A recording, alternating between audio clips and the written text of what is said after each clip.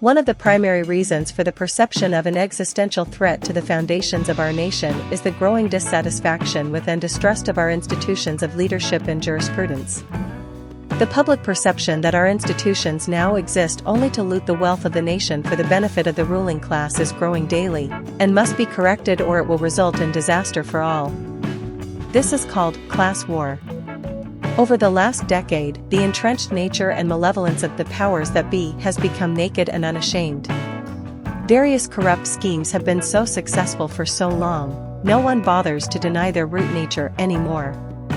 The story of marijuana is perhaps the most obvious among many notable national grifts. Marijuana is a flowering garden plant with many medicinal and industrial uses that is best known, and a mild euphoriant favored by the working classes.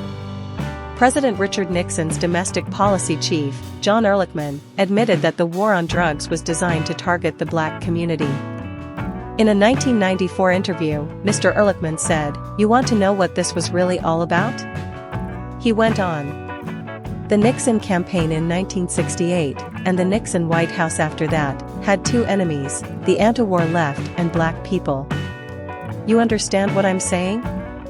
We knew we couldn't make it illegal to be either against the war or black, but by getting the public to associate the hippies with marijuana and blacks with heroin, and then criminalizing both heavily, we could disrupt those communities. We could arrest their leaders, raid their homes, break up their meetings, and vilify them night after night on the evening news.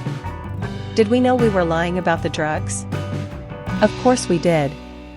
The persistence of marijuana prohibition, despite the legal status of more harmful substances like alcohol, has led some to speculate about deeper, sub rosa, or corrupt influences shaping policy. Several theories highlight how vested interests, political pressure, and financial incentives may contribute to maintaining the status quo. Pharmaceutical industry influence.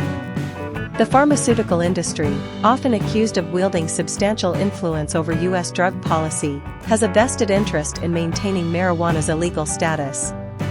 Cannabis, which can potentially treat conditions such as chronic pain, anxiety, and epilepsy, poses a competitive threat to prescription medications, including opioids and other painkillers. Industry lobbying efforts have historically been substantial, with major pharmaceutical companies spending millions to influence legislation and regulatory decisions that could undermine their market share.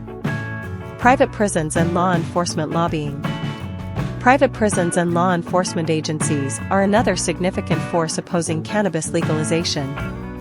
The war on drugs, including marijuana, has been a lucrative enterprise, bolstering prison populations and justifying substantial public funding for policing efforts. Groups such as the National Sheriff's Association and the California Police Chiefs Association have actively lobbied against marijuana legalization efforts. These organizations benefit directly from the continued criminalization of cannabis, which fuels arrests, fines, and asset seizures. Alcohol and tobacco lobbying. Alcohol and tobacco companies have also historically lobbied against marijuana legalization, fearing competition. Internal documents and reports have shown that these industries view cannabis as a competitor that could cut into their sales. For example, the tobacco industry's interest in the potential future legalization of cannabis is paradoxically accompanied by efforts to slow the process, perhaps to allow companies time to adapt or enter the market on their terms.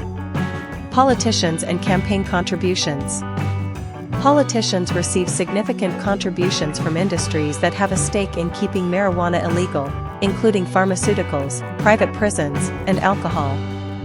This financial influence can lead lawmakers to maintain or expand prohibitionist policies, even when public opinion strongly supports legalization.